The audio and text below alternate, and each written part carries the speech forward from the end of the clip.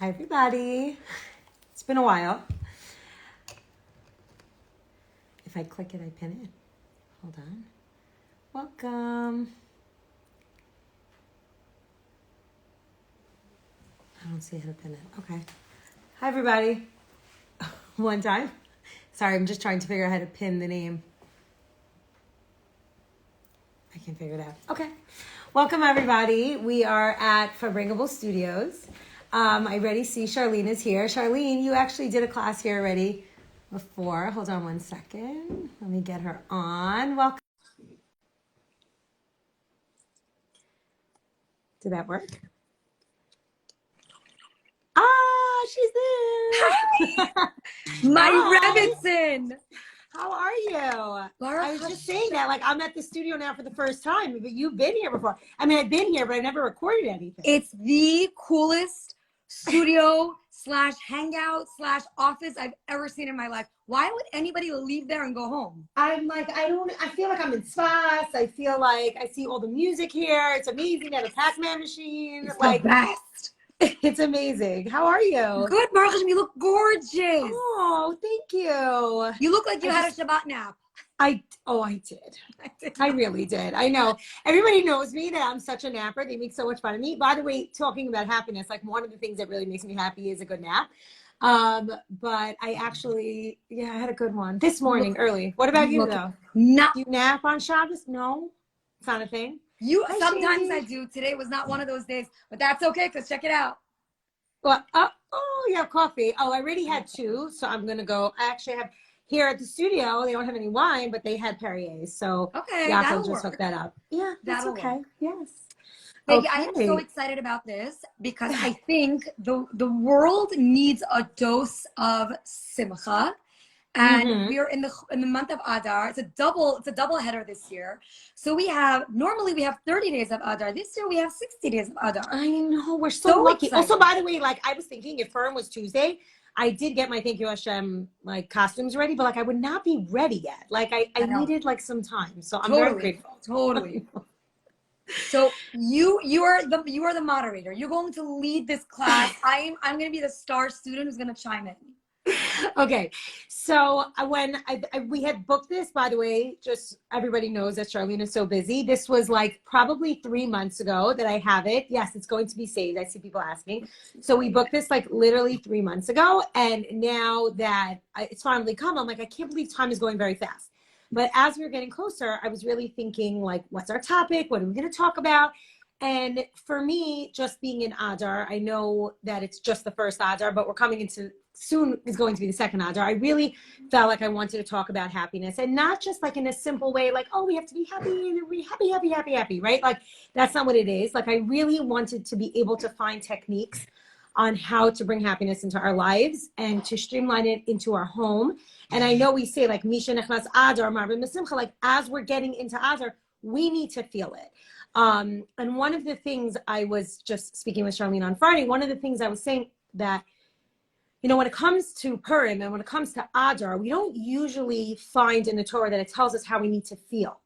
But in the Megillah itself, it actually says that there were times when the Jewish people were sad, and then there were times when the Jewish people were happy. So like in the beginning, when the Jewish people was decreed what was going to happen, it says that they tore their clothing, and then we start to read the Megillah in the tune of Echa, and we kind of feel this like somber feeling. Like whenever I hear Echa, the tune of Echa, it just makes you sad. Like it brings me back to like my sleepaway camp days when like we were reading Echa, and like we really felt it, and it's so sad. And then later on in the Megillah, it says, that the Jewish people felt happy. And it's not like the Torah is like a mental health book or anything, you know, like with the Megillah, where it's like, oh, there are times when you should feel sad and there are times when you should feel happy. But here we have like the Torah kind of telling us, the Megillah is kind of telling us, like, you have to be happy. So it's like, even if I'm in a slump, the Torah is telling me I have to feel a certain way. So how do I access that? And for anybody who knows Charlene is just the happiest person, always happy, always smiling. And I myself just want to know how to channel that. Cause like, I'm that kind of person who I try to be happy. Sometimes Instagram looks happy, but then like sometimes I'm in the car and I'm like, this is not happy, right? So I felt like this is something that I really wanted to talk about because I want to prepare for Purim. Like when it comes to any yontif, like or to anything that we're dealing with, you want to come prepped. Like on Sunday, I meal prep, right? So like, how do I prep for Purim with Simcha? And I think that now that we have like a nice amount of time, we have like a month, right? So we get to practice it. So I think this is something I wanted to talk about. I love it. I love it. And we were talking about how, I was saying how, for me, Purim is actually a very balagan day. What do I mean? I'm a hardcore davener. I'm obsessed with davening. I'm immersed in tefillah every spare moment that I get. So when I know that the koach of Purim is to daven our hearts out, and it's such a powerful day for tefillah that Yom Kippur is likened to the power of Purim. That's why it's called Yom HaKippurim. It's the day that's like Purim. So when we think, and we're, when we're in shul on Yom Kippur, it's like the whole world stands still and it's just us and our creator, and we are crying and begging and beseeching of Hashem for all of our needs, all of our wants. But then we're told that Purim is even greater than that. I know, right? But that almost gets lost in the balagan of the day, in the costumes and the sugar rushes and the mishloach manos deliveries. And like missing all the friends. Like for me, it's like I need a car wash the day after Purim because I'm like, I'm like eating all my kids' shalach manos. Like my kid, I'm like, what you got? Let me see what you got. Right. So pass it out to mommy while I'm driving. You say car wash. Like I need to get my car detailed after Purim. It's like smeared peanut butter and like poured grape juice. It's a disaster. Right. But I feel like we need to just take it back to basics, and we as the moms, as the woman who really runs the home, we need to make sure that we get an ample amount of tefillah done before the craziness begins. I set my alarm on Purim day. My normal alarm is set to 6:13 a.m. Right. Why not? This, right. I know. But on Purim, I wake up way early in the morning. Oh my gosh, Jonathan wants coffee with you. Stop. You know why? I'm going to say this. Are you there? Because Nebuch, he's been trying to book me for brunch. He has to book you. I promise you. And I don't have time for him. I'm so sorry. I promise you after this, I'm going to open my calendar and I'm going to make time for you. I'm so sorry. Sorry, guys. You can all ignore him. Just ignore him. It's okay. Anyway, No, at least he's watching. He's watching, right? Yeah. I'm not sure if everyone else is here. Okay. Fine. So ladies, if you walk away now, let's say like the kids start crying or your phones ring or whatever happens and you have to exit, remember this: get up extra early Purim day before the craziness sets in, and just daven to Hashem. How do you daven? Literally just open your mouth and talk to Hashem with your own words. If you're a sitter davener, daven from your sitter. If you're a Tehillim sayer, if you're a Perek Shira person, a Nishma person, whatever you can, get that out of the way early in the morning so that the rest of the day you can succumb to the craziness, but at least you know that you got your one-on-one DMC with Hashem, and then let the craziness begin. It's so funny that you're saying that, because like you're saying, if you're a Tehillim person, if you're like a sitter person. So I always say, like, if you're an aisle person, like everybody knows me, I go to the aisle. I went last year. I think that maybe the second year. This will be my third year where I got up early in the morning, also like 4 o'clock in the morning, and I went to the aisle, which is like 15 minutes from my house. So for me, it's super easy. That's so convenient. And I davened chakras there, and I was like, okay, that's it. Like I only had to do that, and then like my whole Purim is done. So exactly. If you're a Tehillim person, if you're an aisle person, wherever you are, just whatever find it is, that time on Purim. Right. I know. Even you know that on Purim, one of the main mitzvot is matanot le'evyonim. And what we hear on that is kol haposhet yad notnim lo, which really means no matter who or what asks for tzedakah, whether it's a pauper or someone in the street or somebody knocking on your door or whomever, if they ask for tzedakah on Purim, you should give them. You must give them. But so too, Hashem is our Father in heaven. So if we open our hands to Hashem, kol haposhet yad notnim lo, Hashem will, I love right? that. It's amazing. Right. It's Wow. like we are needy of Hashem's brachot. We're needy of Hashem's rachamim. We're needy of Hashem's intervention in our lives. So if on Purim we know that anyone who reaches out their hand to us, we must give, so too with Hashem. Pour your hearts out to Hashem. As you're driving to and from deliveries, just Hashem, please watch over my family, bless my children with X, Y, and Z. We could make it so easy to connect on Purim, but don't let the day go by without really honing in on the power of tefillah.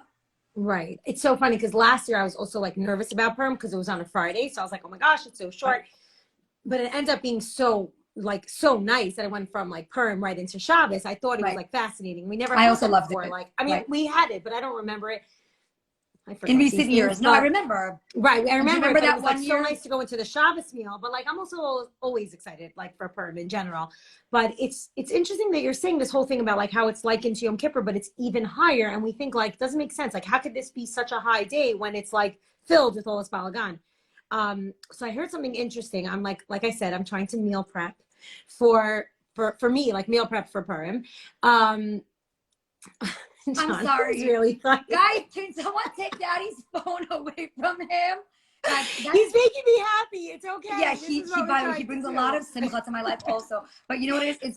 It's been a few weeks. I had a very hectic schedule the past few weeks with like meetings and work and business and flying and everything. You've been in Florida. Right. It's been a few weeks that he's like, can I book an appointment with you? And I'm like, okay, stop. Jonathan, turn off your phone. No, it's fine. It is. It's bringing me simcha. This is what makes me happy.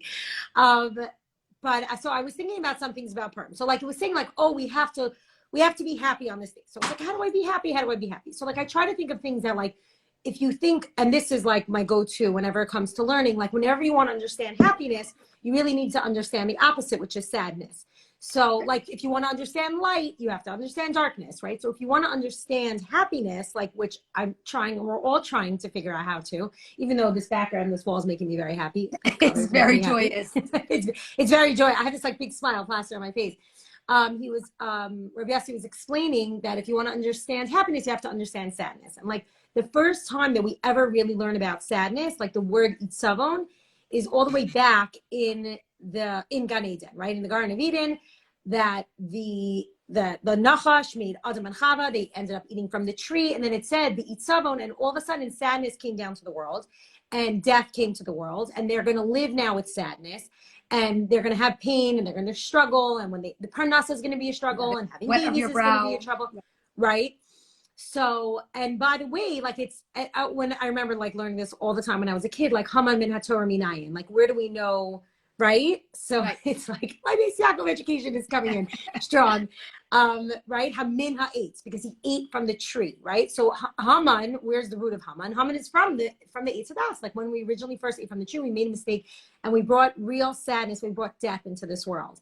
And to think that death is really what sadness is and life represents movement, it makes you think like, okay, why Fabringable and why all these happiness things make you happy? Because when there's this sadness, when there's like this depression, when it settles in, there's this lack of movement.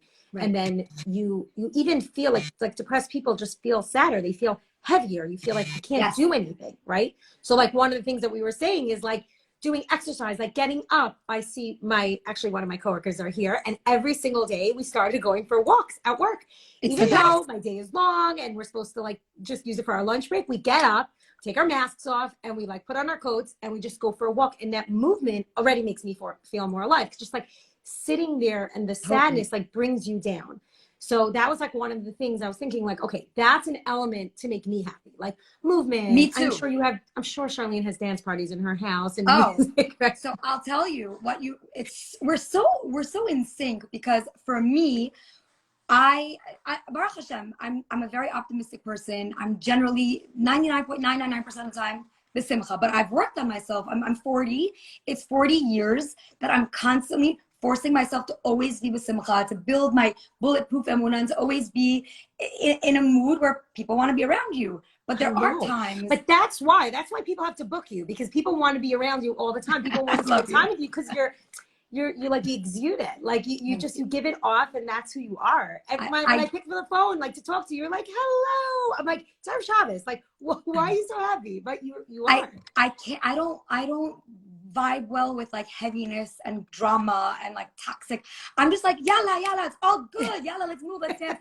But what you were saying about like what I do to put myself in a better mood, let's say on the days that like I have to take my mom to Sloan, or on the days that we're awaiting results, or like just stuff is a little funky, I get into funks. I get into these like moods where I'm not so chatty. I'm a little bit quiet. I'm a little bit out of it. Those are the times where what I do to put myself in a better mood, first and foremost, I say Tehillim. Because I feel like once I say Tehillim, it opens up the channels for me to get what I really want. And then my go-to is I blast music. I'm a big Israeli music person. I'm not so, I hate this. I don't love like niggun music. It kind of gets me depressed. But like, okay, oh my God, I hear that. Bring some right. like really hot Israeli music. I will blast it in my kitchen. And you just like get up and you start moving. You just like pull everybody in. I pull my housekeeper in. I pull my kids in. And everyone's like, what? And I'm like, that is how I snap out of my funk. If my husband were here, which I'm sure he's going to comment, he would say, Shar also does retail therapy to be in a good mood, which is definitely true. But like that's definitely like Torah based. Like, yes, right? It says in the Gemara that before Yontif, you're supposed to buy yourself something happy, and even physical things. So I know retail therapy makes me very happy. Retail therapy definitely works. I promise you, it is a legit thing. And also, yes, Naftali, Nishmas also, it's all about happiness and all about gratitude. But I want to share something with you that my husband actually showed me. I was sitting with him a little while back, and I was putting together a shir that I had to give on Simcha because of Adar. And he said, you know, because he's the head of Great Neck Hatzalah, he was like, honey, I have the best mashal. He's like, when lo alinu, when a patient codes and they have to defib, they have to shock the patient. He's like, when you look at the EKG, if the EKG monitor is up and down and up and down, the person's alive. If chas v'shalom, it flatlines, the person's gone. So I think that's part of life. Life is all about ups and downs, but as long as there's movement, you're alive. Right. You're alive. Right. You don't want to be still. When you're in a bad mood, don't be still. Get up, jump around, do something, go for a walk, put on music, go shopping. It's funny though that you're saying that like a niggun makes you like a little sad, because I recently started, this was like also over COVID, like started doing yoga and meditation, and I love it. But there's also like a certain amount where I'm like, I think I need to move. Like I'm always the one, like even when you're meditating and closing your eyes, I'm always like, am I the only one with my eyes closed? Like, is everybody with their eyes closed? But I can, like, for sure, movement like helps change or whatever. But like there are those times where it has to be down. So the movement is that up and down, which is an amazing mashal. Right. Exactly. So I was like learning just also a little bit more about this concept of how joy and happiness is about life, and like death is like sadness. And if you think about like a little bit, I guess I'm sure probably they talk about this also in Hatzalah, where like when something is broken down, that's where death comes in, right? Like where everything's working in sync and as a whole, and everything is working properly, then everything there is right. Everything is whole. Everything is simple. Everything is one. As soon as something from the outside enters into that simplicity and breaks it up and makes it into different pieces, that's where the breaking down, and that's where death, physical things happen also. And the truth is, it happens emotionally also. Like sometimes I think about it, when you're totally zen and when you're complete and when you're away from everything and you feel whole, you feel good. And then when your day is just like a bunch of scattered different pieces, doctor's appointments and running around and everything, that's where it's broken down. That would not be like in Hebrew, the terminology that like the Maharal explains it is that there's two forms and two different ways of people, that how they interact with other people and how they also feel on a regular day. And he explains that it's pashtus, which is simplicity, where everything is just one whole zen perfection. And then there's also something called harkava, where it's separation and dissonance and things broken down. And like I always say, like we for sure live in harkava. Like me and you, we for sure do. We're like 100%. Wake up in the morning and then we're ready to go do something else, but we're on the phone with somebody else, and you don't go to sleep till 2 o'clock in the morning because you're on the phone with Hong Kong. Then you wake up at 6:13, right? So there's like all these different moving parts, and all these moving parts, even though sometimes they're good, sometimes that's what causes us to break down. Like I'll find myself like such an emotional mess, and it's because I need to feel whole again. So it's like living in the city, like living in New York is definitely like harkava. It's confusion, it's noise, it's loud, right? As opposed to like going, maybe, well, not for you going to Miami, because in Miami you're also very busy and like meeting all your people. But when you go away, let's say on an island, right? And you go there let's say even for a week, right? And you feel this like pashtus, you feel simple, you feel like, oh, I got this, right? Or you take your drink and you relax and you can sit, that's amazing. But the truth is that like, I don't know, how long could you be on an island for? Maybe you could be there for a long time, right? No, not. No. You can't, right? Can't. No way. Because like, no matter what, like our body craves to be busy, but it also craves that quietness and that stillness. So at any given moment, being broken down to a million pieces can be sad, but also feeling a million different pieces could also make you feel whole. So like, even though we say like opposites are what make you sad, opposites, let's say like your body is whole, but like a virus comes in and breaks it down, that's the breaking down of things, that's bad. But also opposites can bring you a lot of joy, right? Like on a hot day, you want a cold drink, right? Like on a cold day, you just want something to warm you up.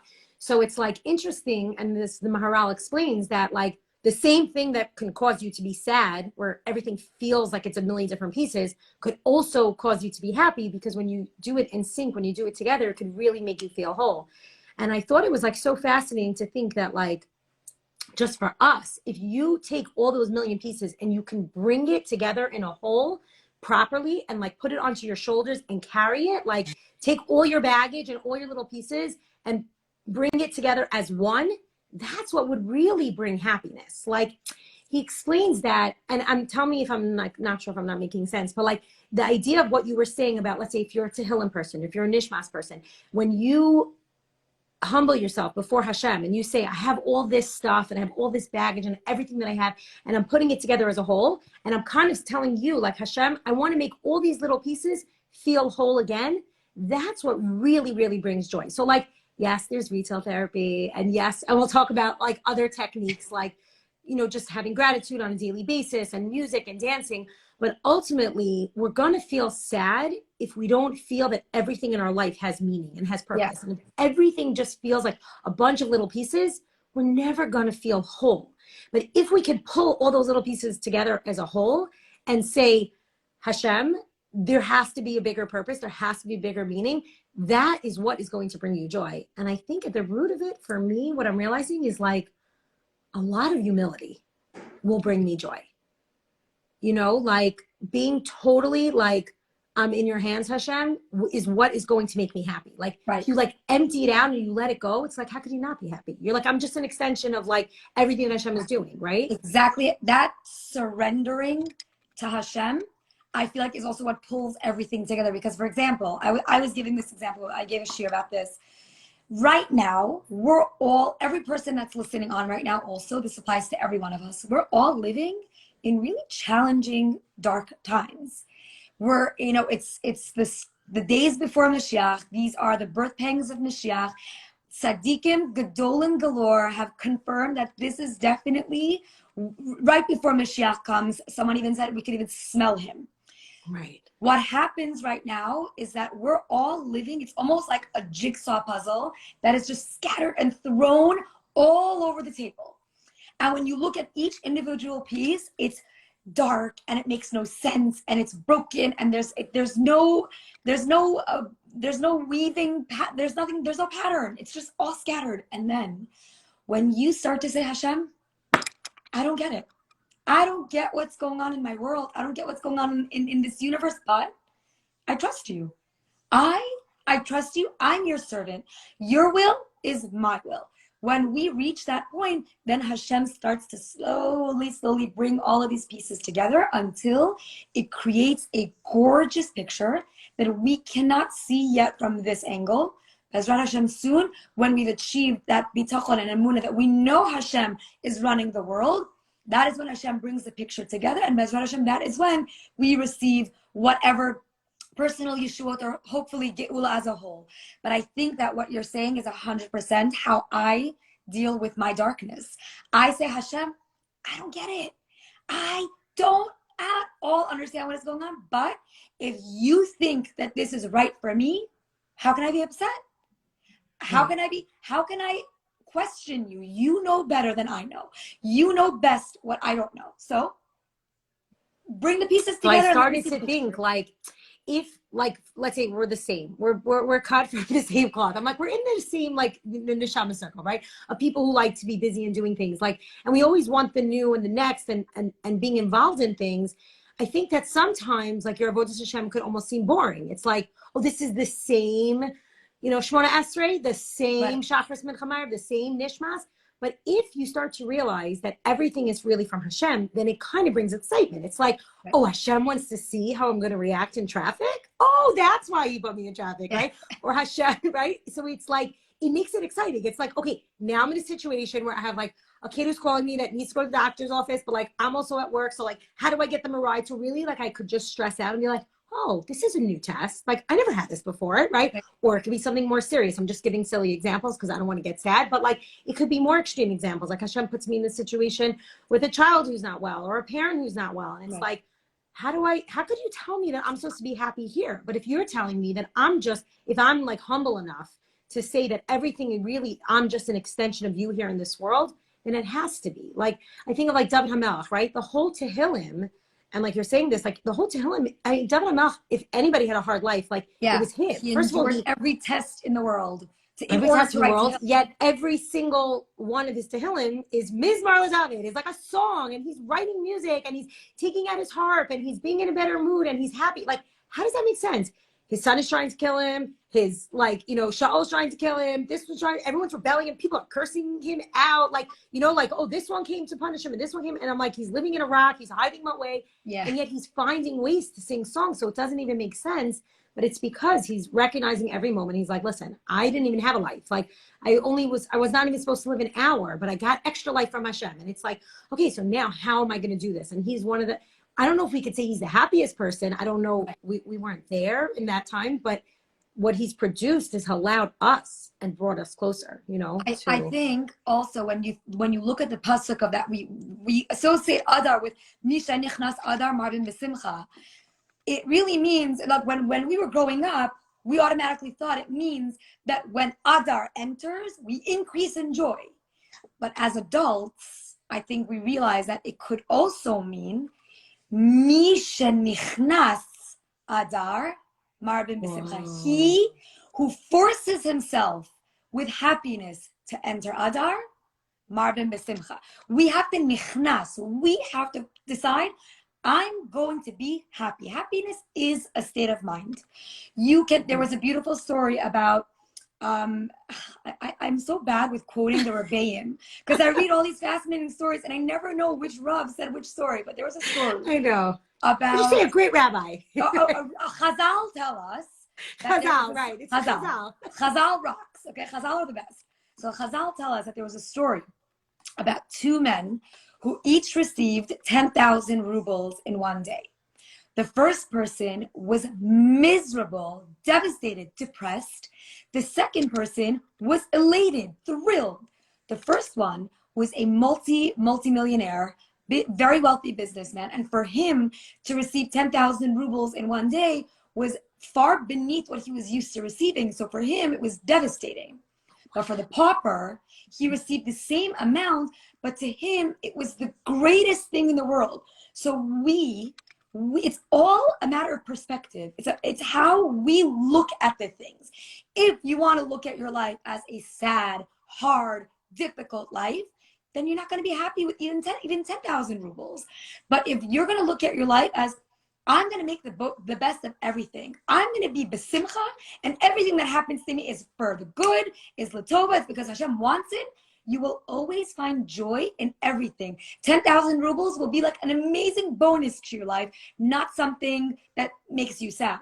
So, Misha Nichnas Adar, who wants to enter Adar in a happy state of mind, will be overflowing with joy for the whole month. But he who decides he's going to enter with a negative eye or just in a bitter mood, you might not see that joy throughout the month. Right.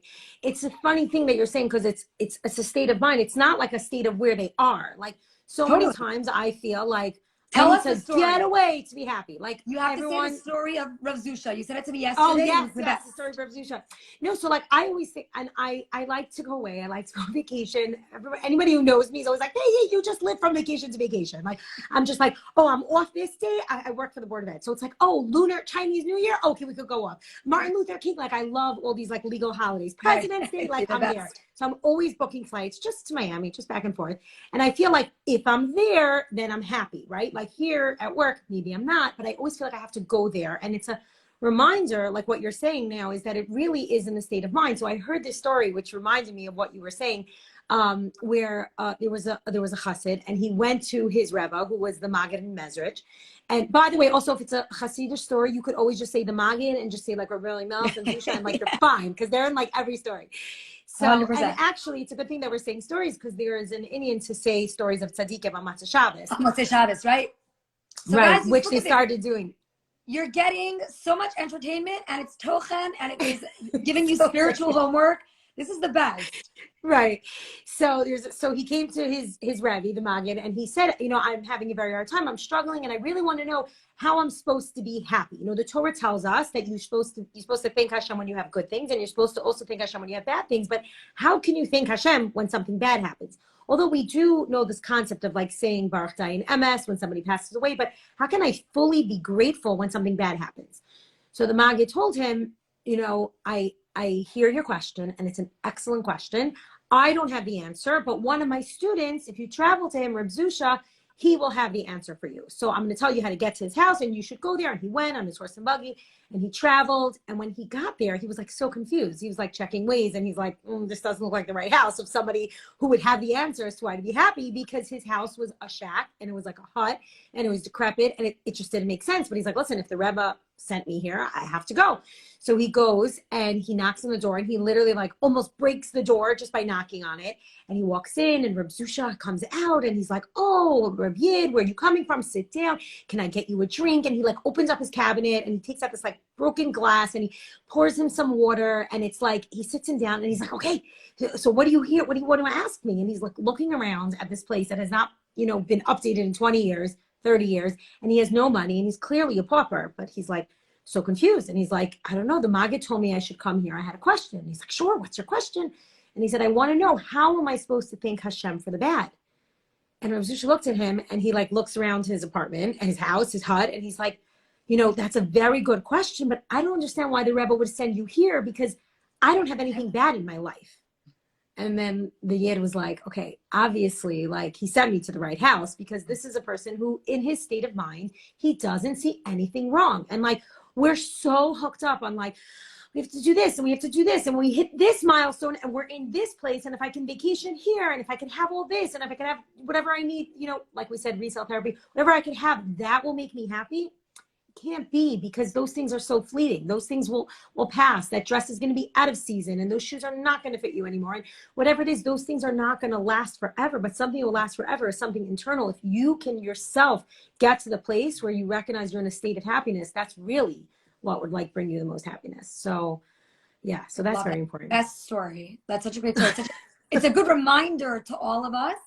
Don't look at what you lack. Look at what you have. Look at what you're blessed with. Like we're all, sometimes we get into this self-pity party where we're like, but I haven't gone on a vacation. No, that you need to help me get out of. I have that. No, you don't. I'm so guilty of it. Here I am saying, I'm so happy. And it's like this pity thing. It's like, I'd love to pity myself that like, I work on Friday. I come home like a half hour before Shabbos, and I'm like, every Friday it like stirs. And I try to tell myself that it's the Yetzer Hara that tries to say like, Faigy, you made it all week, and now you're entering into Shabbos, and the Yetzer Hara is going to get you. Like he's going to get you. And I'm like, right. So I think, I had major surgery a little while back. Never even like went public with it. I just kind of like rode under the radar. And I remember coming, and it was a 7.5 hour surgery. It was major. Baruch Hashem, I'm okay. But when I woke up from the surgery, I had a team of surgeons and everybody around me. And I opened my eyes, and I was like, Hodul Hashem, Kitov, Kilon Chasto.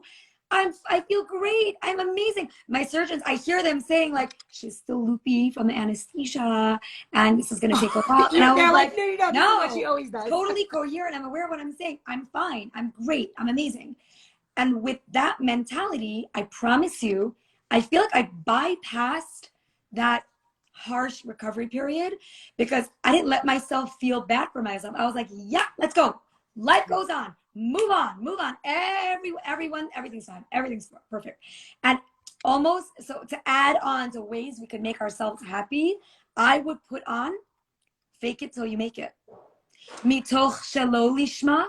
Balishma. Even if you're in a horrible mood, dance, laugh, sing. I know my friends, whichever one of my friends are on right now, they know if I'm in a little bit of a rut, I text them, guys, spam me with your corniest memes. I love silly memes. If Lorraine Cohen is here, I love you. She always hooks me up.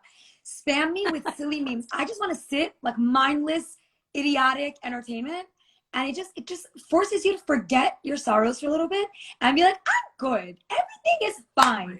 And then when you're like that, you really can take yourself out of that rut and get yourself out of that funk. And before you know it, you really do feel better. So my advice to anybody who's wondering, how in the world can we really force ourselves out of the funk? Fake it till you make it. It really works.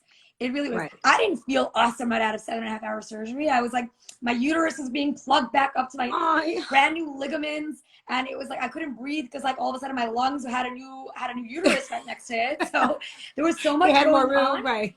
And I was like, no, I'm fine. And I said it so much that I kind of convinced myself, and I was okay. So fake it till you make it. Guys, if you want, that's another one. Okay, so far we have retail therapy. Yes. Fake it till you make it. Music, movement. Dancing, dancing. Silly memes. Distract your mind. Go for a jog. Get moving. Get your body moving. The exercise, the walking. There's like that's something about it. Like also like you release endorphins. Right. No, for sure.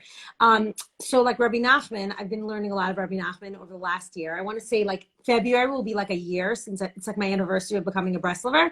I started reading one of the books, The Story of Our Lives, which is like one of the Rabbi Nachman stories that the story of the Lost Princess, and it explains everything. And it's a lot of Breslov's teaching is there. And we know like Breslov, I mean, this whole studio is like set up like a Breslover, right? Would be like just like happiness, right? When you imagine like Breslov, you imagine them dancing on the top of cars. But for real, Rabbi Nachman teaches one of the ways, and he gives a mashal of it, is that if let's say you're at a wedding, and this happens to me a lot. Like I'll go to a wedding, I mean, well, not so much because I haven't gone to a lot of weddings, but like where you're there at the wedding and you're not necessarily like in the close family circle where like you get the first dance, but you're there and you're part of the wedding and like you're just standing around on the side. There's that like inner circle, right? Like the family, everybody who's matching gowns, right? And then everybody like a little bit closer. And then outside there's like people just like texting or like, can I take my heels off yet? Like, you know, like, that's always me. I'm like, I should just come in like sneakers or flats. Like there's no reason for me to wear heels.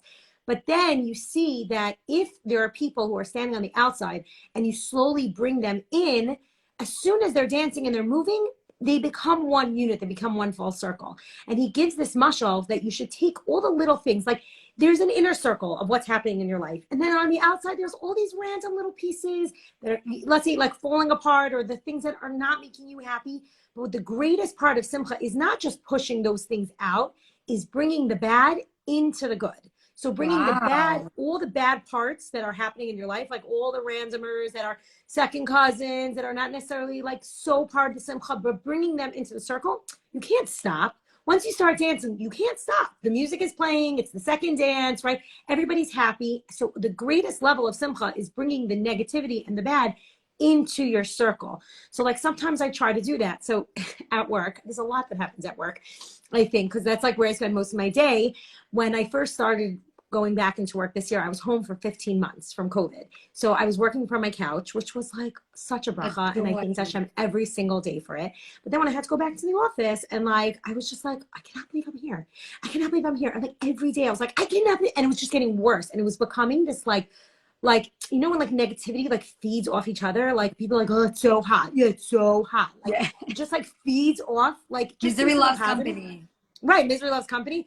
So we started, and one of my coworkers, not even Jewish, she started with me and another one of my firm coworkers. We have gratitude every morning, and it sounds so cliche, but like what we do is we dafka pick the things that make us upset, and then we use that to find gratitude in it. So it's like, I had this awful thing, whatever happened with my daughter, but, and then we use it like to show good. So it's like bringing the negativity into your gratitude, into what makes you happy. It's the most uplifting feeling. And then like by the time like we're done going through 3 things that you're grateful for, we're done. Like the day is just already better, right? So it's like, I know it sounds so cliche, like writing down things, but like, I'm sure you do that, no? Yeah. I tell people. I have a folder on my phone where every single night before I plug it in and turn off to go to sleep. It's like 3 o'clock in the morning. Do you turn off your phone? Is that like a thing? Or never. No, I just plug it in. I plug it in, right. side click it. That's it. Okay. It's always up. I can be contacted at 4 o'clock in the morning. There's never a do not disturb. I don't know how you do it. Right. But I add one little thank you Hashem to my ever-growing folder of thank you Hashem. It's my gratitude folder. Wow. And I started it. Actually, I didn't start it when Gali's incident happened. I started it when my mom was diagnosed. My very, very first thank you Hashem is, because these are the words my mom used when she spoke about, when she found out that she had cancer. She actually said, guys, get up, let's dance, and let's say thank you Hashem, it's just cancer. And I remember saying, Mommy, that's like an oxymoron. Right. That doesn't make sense. How? Like, it doesn't get worse than that. Like, what? Right. Like, that is the epitome of the worst possible thing that could ever happen. And she was like, no, it's just cancer. So I wrote my first opening line in my file on my phone is, thank you, Hashem, it's just cancer. And from there, I build. Every single day, I add a little something.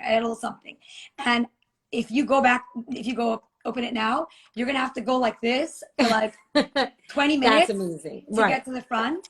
And anytime I'm in a bit of a funk, I go and I read it again, all the way from the beginning. And I'm like, wow. Hashem knows what he's doing. We don't. Right. Hashem knows what he's doing. So if you can't beat him, which we can't beat Hashem, right? Join him. Join his will. This is what Hashem wants. And I really think that is something that every one of us has to constantly remind ourselves. Hashem knows what's best. Can't beat him, join him.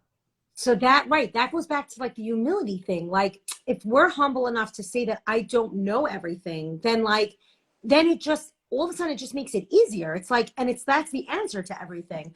Can I say another story? Are we doing too many stories? I love your stories. I'm telling you, I'm like sitting here like I'm back. I never went to seminary. It's one of my biggest regrets in life. Because Baruch Hashem, Hodul Hashem, along came Jonathan, but I never went to STEM. So when I speak to you, I'm like, wait, say more. I'm like a little kid. No, I happen to just love from hearing stories, because like the whole concept is that the stories is like, it's a story, but it's also a mashal and also teach us.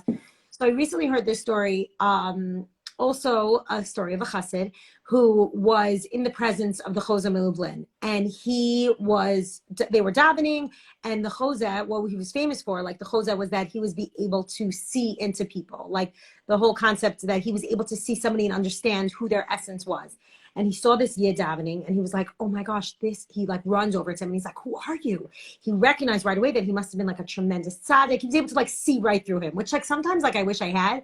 Yeah, I think I would be too scared, right? I don't think I want to know. People think like, oh, you're a psychologist, you understand me. I'm like, no. Like I don't even like get past like, what you're wearing. But so he goes over to him and he says, who are you? And who's your Rebbe? Like you must be an incredible person. And he's like, no, I don't really have a Rebbe. Like, I'm whatever. He didn't really get into details. And he's like, no. If you don't have a Rebbe, I'm going to bring you to my Rebbe, because you are an incredible person. I can see that there's something special happening here. So he brings him to his Rebbe, who was Rebbe Elimelech Milozhensk. And he says, he's like waiting there online. And he's so fascinated by this huge, tremendous tzaddik that he had. And he brings him to his Rebbe, and his Rebbe looks at him and he was like, drop turned off. Like by who this big tzaddik that the Chozeh saw was. And he's like, I don't understand. Like, I saw him. I know him. I know he's a tremendous tzaddik, but he doesn't have a Rebbe. Maybe you could be his Rebbe, because like he's an incredible person. And Rebbe Melech was like, I'm not seeing what you're saying. And he was like so confused. And he's like, can you explain to me, why are you not seeing this? And he said, there are 4 types of people. 3 out of those 4 types of people I can help, but this guy I can't. He said, there's one person who's a Rasha, who doesn't know he's a Rasha. Him I can help. He doesn't think he's a Rasha, but I can still help him. There's something that I can break through with him. There's another type of person who's a Rasha, and he knows he's a Rasha, and I can still help him. And the third kind of person is a tzaddik who doesn't know he's a tzaddik, but I can also help bring out the best in him and make him an incredible person. But the fourth person, and this person I cannot help, and this is who this yid is, a tzaddik who is a tzaddik and knows he's a tzaddik. Ooh. Yeah. Arrogance. It was like, right? It's like real, like you think you have the answers to everything. Right. And he says, I don't think I could do this, but maybe my brother, together, me and my brother can help him. So he brought him to his brother, Reb Zusha, and the two, Reb Zusha and Reb Elimelech, together able to figure out a way to help this yid. Wow. But what the Chozeh saw he was a tzaddik. And he was right. He was definitely a tzaddik. But knowing that you're a tzaddik and knowing that you have the answers to everything is really where all the problems start. He's that kind of yid I can't even help. So it made me think, like, if we think that everything in our life is perfect and everything is going right and everything is going well, then there's nothing to change. There's nothing to do. You don't need to grow. And if the purpose of here being put down into this world is to change and is to grow and is to move and to become better people and to affect people, we can't do that if we think that everything we have is perfect. Right. So it kind of gives me hope when I'm in that slump and I'm like, not everything is perfect. It's okay. Because at least I recognize that not everything is perfect. Right? 100%. So like this story really got me thinking about like humility is really what and not only I guess like really humility and not having the gaiva to say that everything I do is right and everything I do is perfect and everything is happy. So like we're talking about positivity, but there's something like toxic positivity where people are like, everything is perfect. Everything is right. And we're not that kind of people because we're admitting that sometimes things are not, right? Sure. For sure. So, go on. Go ahead. I've been talking for 5 minutes straight, and you're just like nodding and smiling so beautifully. I love your stories. I love your stories. We had a little pizza, getting notes from the kitchen. We had a little pizza emergency. By the way, the one good thing about coming to the studio is that nobody is behind me doing like any dances trying to get my attention. What do they want to know? That's a long one. Yeah. Are we okay in the kitchen? Pizza bagels? If they got too burnt, I'll take them. I love burnt pizza bagels. I love burnt pizza bagels. I love everything burnt. I love everything burnt. I love, tadig. Have you ever had Persian tadig? The burnt crispy part on the bottom of the ever had? Do you know me? I'm always either in Shiraz or in Kolbe. You know what? I do know that because you one time tagged Shiraz and I texted you. I'm like, that's not I know, you're like, you're in my backyard. I'm like, I'm 3-4 blocks away. You could tell me next time. But it's like my favorite. Also, I've never eaten Persian food until I got married. And like, I'm like, Aminoff. So Aminoff went to yeshiva in Baltimore and he used to dorm at this Persian family and he, like, we got married and he's like, you have to make this. I'm like, I know how to make potato kugel and like, like that was it. Gefilte fish. And he's like, you need to make tadig. And I'm like busy living in Israel, like cooking, like just literally figuring out how to make tadig. And now I think about saffron and oil and turmeric and I have to bli neder send you my tadig. Okay, so send me your recipe. Speaking of humility, I'm not very humble when it comes to some things. Cooking is one of them. I'm a really good cook. I'm a horrible baker. I promise you, I'm a horrible. But that, by the way, baking is all measurements. Cooking is talent. I don't have time. I don't have time to calculate and take out measuring cups and everything. Like, I just don't. I draw the line at my weekly challah. I can't bake anything beyond that. But Baruch Hashem, my cooking I love. And it's also like when I'm in the kitchen, I blast music. We're cooking. We're feeding. There's Hatzalah guys over. Everyone's just eating. It's just good vibes. Belina, I have to send you my tadig. Guys, okay, please. That recipe I'll definitely take. By a show of hearts, how many of you love tadig and Persian food? I'm curious. Let's see. I love it. So, no, we do kolbe a lot. And the one in Great Neck, the one in Roslyn, we go to Shiraz. But, like, it's also, like, they're so homey there. Like, you feel like your family there when you go. Totally. I'm not pretending I'm Sephardi for the day. It's okay. Right? I'll send you. Belina, I will show you. I will definitely send you some tadig. Okay. So, Faigy, if we have to send our viewers off with some messages for the Chodesh Adar, I love those hearts coming in. A little late. You guys are a little late. You got the memo late, but that's okay. By the way, the recipe is on my highlights, I think. Okay. Someone's asking for the recipe. I believe you could also go to kosher.com. I cook Moroccan food. Right. Tadik thing. So let's send them off with proper spiritual homework so that they know what to do for Chodesh Adar. First, let me remind you guys that, Misha Nichnas Adar Marbin B'Simcha. It's really up to us to increase the joy. We have to decide, Hashem, I'm so content with everything. I'm so happy. Yes, by the way, thank you. It is in the Chesed 24/7 cookbook. Good call, singing, Mom 9. Thank you. You reminded me. I don't even know anymore. I have no idea. But yes. So, Misha Nichnas Adar Marbim B'Simcha. He who forces himself into the right state of mind will be happy and the joy will increase. So don't look at your cup as half full. Don't look at your cup as half empty. Thank you, Hashem, you have a cup. Okay? Thank you, Hashem, you have a cup. Whatever. Also, by the way, going back to that story, like if you think that your cup is full, then you have no room for growth. So it's okay to accept that I don't have everything. Like the people who grow the most and the people who are going to literally change the world are the people who are saying, I don't have everything. Right. So it's okay. Right. Like sometimes we think, oh, I'm sad because I don't have everything. Right. It's okay not to have everything. That's how you grow. Like that's how you're able to change. So that definitely that. Right. I also love the concept of if we say, thank you, Hashem, for what I have, and thank you, Hashem, for what I lack. Because look, Faigy and I, we were talking about this yesterday also. Many of you know that I had struggled with infertility for many years. I had 11 miscarriages. And my last miscarriage ended with me coming out of the OR, and the doctor said, you know, the baby didn't make it. And they were like, you know, so you're good. You're done. And I didn't think I was done, but they were informing me that I'm done. And right then, in that hospital, in that room, I looked up at this horrible fluorescent light-ridden ceiling. And I looked up and I said, Hashem, thank you so much for my children. And thank you so much for the children that I didn't have, because I know exactly how to be empathetic to anybody who struggled with infertility or with miscarriages or with anything. And I think that if you're struggling with something and that's a part of your pain, remember this one sentence that I had framed on my room, on my door, when I was going through my infertility struggles. Hashem puts mountains in front of certain people so that they can climb it and then show others how to climb theirs. So when you feel like you have mountains in front of you, instead of making that feel like you have a horrible life or you have a bad lot in life or chas v'shalom, someone's out to get you or you have no mazal, no.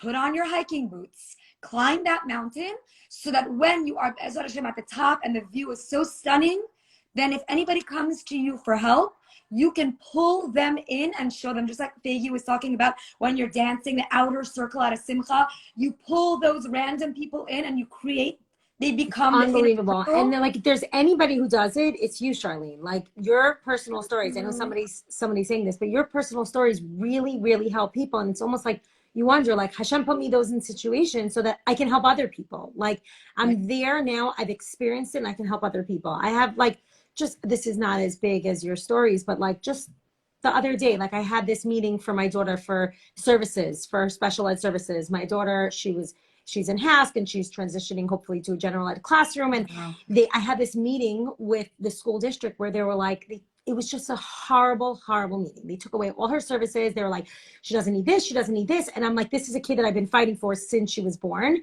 And I sat in my car and I just cried for 45 minutes straight. And some of my kids were in the car with me and they saw this. I'm like, what is happening? And then when I came into work the next day and I had to do my gratitude and I'm thinking, I had the worst day yesterday. There's no reason. Yeah. I said, this is going to make me a better clinician. Like, this is what I do. Like, I'm a school psychologist and I run meetings and I give out the services by the parents. I'm like, and I'm thinking, this will make me a better person and I can experience what it's like to be on the other side, to be a parent in a meeting who's told that denying of services. And I was like, this just happened yesterday and I'm recognizing, this is one of those things I'm pulling in and now I'm going to be able to help people more. So like, exactly. It was one of the hardest things that I had to experience, but it was a difficult thing that I had to experience and it made me so sad, but it's like, I'm going to use this. I'm going to tap into this, right? Like, exactly. Right. When we take a challenge that Hashem placed before us, and not only do we not question Hashem, but we thank Hashem and we use that to grow and to achieve higher heights and to help others, that's when Hashem says, I challenged you, I put an isayon, a test in front of you, and not only did you not kvetch, not only did you not complain, not only did you not, jump off the train, but you took my challenge and you thrived and you grew and you helped others grow. That is when we open up the gates of rachamim for ourselves. And Hashem says, since I tested you and you passed with such flying colors, here's this bracha, here's that bracha, and I'm going to sprinkle it with a little bit of extra bracha. So, see, you are a baker. Right? No, you could do that in cooking also, but you could do both, right? So it is very powerful. Okay, so we'll recap. So we spoke about Chazara. I know, I'm always like, I need to like review. So we spoke about that, the concept. Well, first of all, this is a new one, but like where your negative things will really give you strength is something that really, like I think David Aminoff very much like said in Tehillim, like all the difficult things that he went through, I think it's more than that. I think it's that he built into our spiritual DNA that those difficulties that he went to, we went through. Like, you always hear the line, like, Maisa Avos Siman Labanim. Like, why is Maisa Avos Siman Labanim? Like, what does that mean? Like, oh, it's just a cute little catchphrase, a little chazal that I learned in seminary? No, it's that when they overcame something, they built it into the DNA of the Jewish people that they now have it when they're going through challenges. So it's this incredible feeling of like, we now have all those experiences that the others went through. We now can pass it a little bit easier. But I think that as we personally go through our own things, we can pass it on to other people. It's such a powerful tool. It really ties in well to this, your mashal of pulling in the outside circle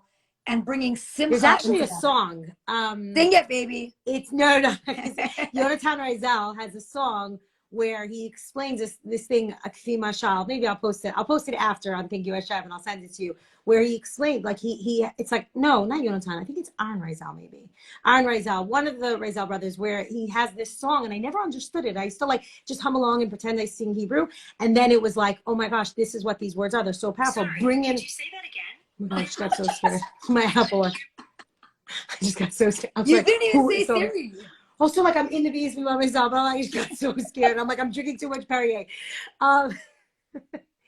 That was amazing. That was simcha right there. So that's simcha. So like the idea where we bring in those things, the song is it makes you happy. So it's one of those niggas that will make you happy.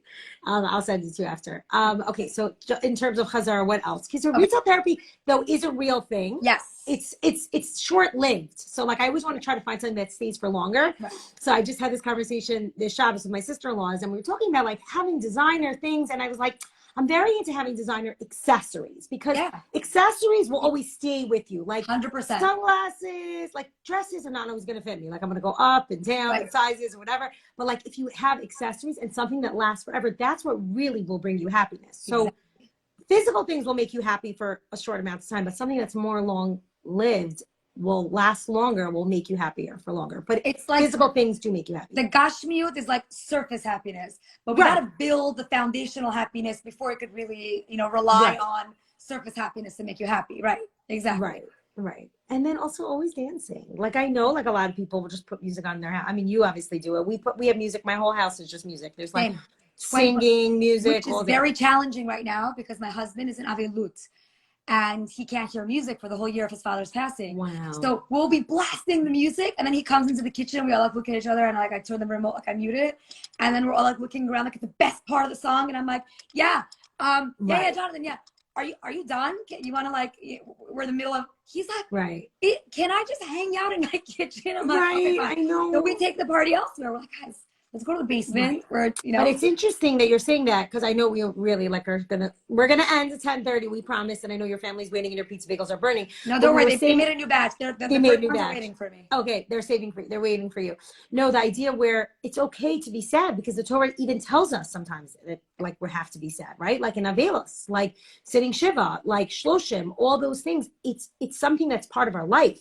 But just like sadness is the breaking down. This was one of the things I said in the beginning, like sadness is the breaking down of things. It's like harkava. It's like things just being loose ends falling all over the place. That can bring sadness, but having those pieces broken down also brings happiness. Like even though we think opposites, oil and water clashes, it makes you sad.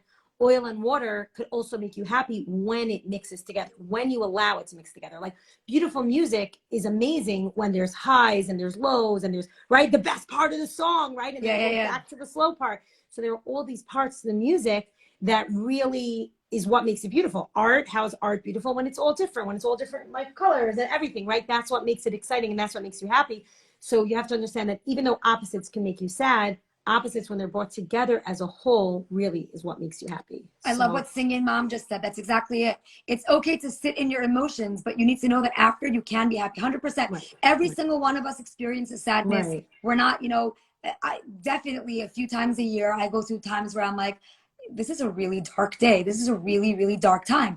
But we have to say, okay, that's that. We got this. Right. Move on. Let's forge forward. Let's go forward, march forward with simcha. We create our happiness. So remember that happiness is a state of mind. Happiness is always a state of mind. And what else? Davin, your kish goes out on Purim day. So davening, right? We spoke about davening, and Purim for sure is a day of davening. And then also, like you said, like whatever your way of davening is, please do it. That's why her name is Singing Mom. Yeah.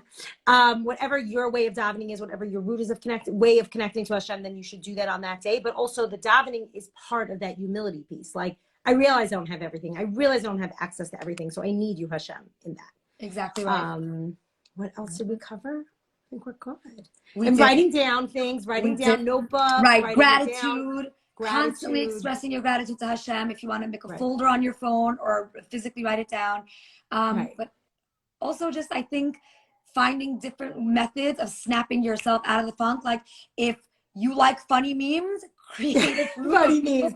We have a group. Get on this funny meme list of yours we have, that you said. We have a WhatsApp group. It's called No Talking, Just Laughing. So you're not allowed to talk in there. There's no, hey, is anybody going from Great Neck to Five Downs and can take a selfie? There's none of that. There's no like, is there busing today? None of that. It is just hysterical, ridiculous memes. So yeah. Maybe I should join it. If you would like, I'll put you in. It's absolutely amazing. I like that. No talking, just memes, because the talking is like where you're like, oh, you know, all that stuff, right? Exactly. Right. Okay. Anyway, guys, that was so fun. Thank you so much. This My was greatest so nice. pleasure. My greatest pleasure. I really appreciate it. I hope you enjoy your burnt pizza bagels. It was so nice. And yes, Jonathan's waiting for you. Don't forget to book a time with him. I promise you, he slid me a message. I promise you. Okay, fine. And also, everyone should stay tuned because I know you're doing some stuff now. Thank you, Hashem. I'm also going to be doing a small series now on Purim, like a short mini series on Purim.